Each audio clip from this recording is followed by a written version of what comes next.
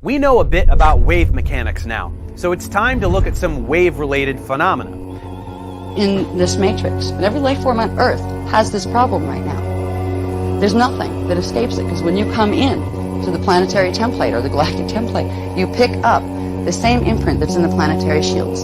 If the planetary shields and the galactic shields happen to have nasty implants in them, you pick up a replica of the implants coming in. Through an expansion of chaotic entropy, a cosmic singularity grew to become the very fabric of reality, a backdrop of nothingness. This is the disease we all allowed ourselves to take on so we can get in and then heal it. So we can then, once we heal ourselves, begin to heal it around us. For existence to take shape.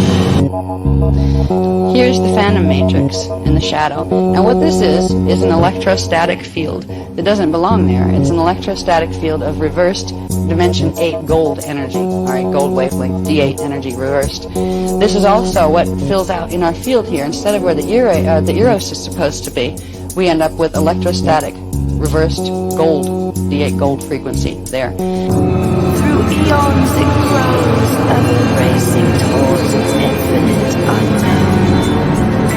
And this is what allows the reversal of the triamiage field, allows for the D8 frequency to be brought in, the reverse current to be brought in. And that's what creates the magnetic repulsion zones that create these fuzzy static blocks all the way through.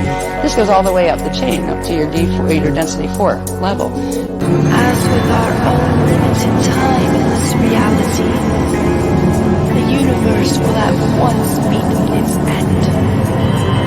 But your divine blueprint at D12 is untouched. It's still pristine. And that's why it can be used once it's reactivated to clear all of the mess. These things are the feeding tubes. They go through the voids. Density 1 void. Now they don't go through 0 point void because they don't have any receivers. They only go here. And I'll show you what the dimensional scale is doing over there in a minute.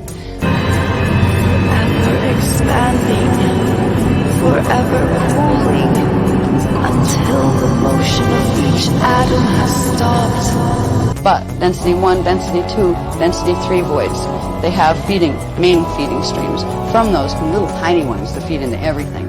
This has happened to the galactic. If you looked at these as templates, if you looked at our galactic template, you would have feeding cords, feeding energy off our galactic template.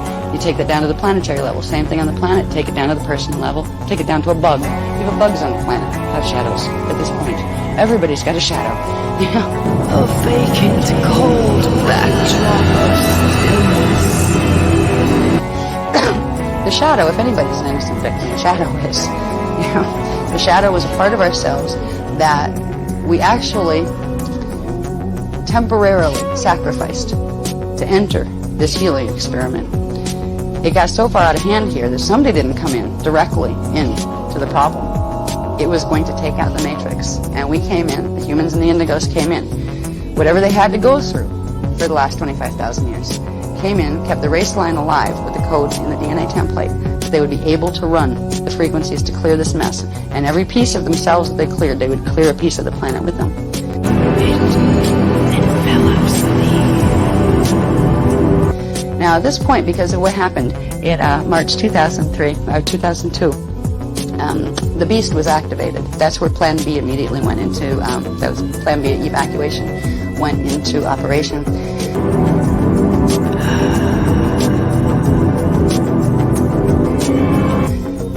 There's something called phase lock in the grids that takes place. Phase lock means it gets locked into a certain frequency line, and it can't be shifted until, well, something. The natural phase lock is how we're phase locked into D3, but we open the seals and it lets us to release the phase lock so we can move.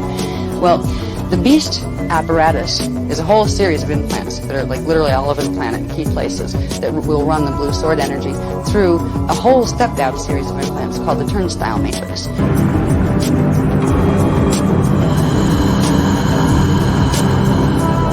The turnstile matrix is the wife of the beast on the planet. Now it's been dormant. They haven't activated it before. They tried to activate it in 22,326 BC. They need the stargates open and activated, so they need a stellar activation cycle. They waited until this one to do it. They hadn't activated the beast before, and they weren't due to do it until 2011. But we were having so much success with bringing enough D12 subharmonics here that they decided it was their last-ditch attempt to do it now. Because if we had been able to quickly enough get enough frequency of D12 subharmonics in the grids by August 12th, 2003, which is called a magnetic peak, that's when the planetary Merkabah field spins its fastest, and it, like, whatever imprints are in the planetary grids at that time get amplified to all heck. If we could have kept doing what we had been doing, doing the round tables and doing Q-sites and healing the grids, we would have hit critical mass then. When it was amplified in 2003, it would have thrown D12 frequency all through the grids, and it would have been so high in frequency they could never activate the beast.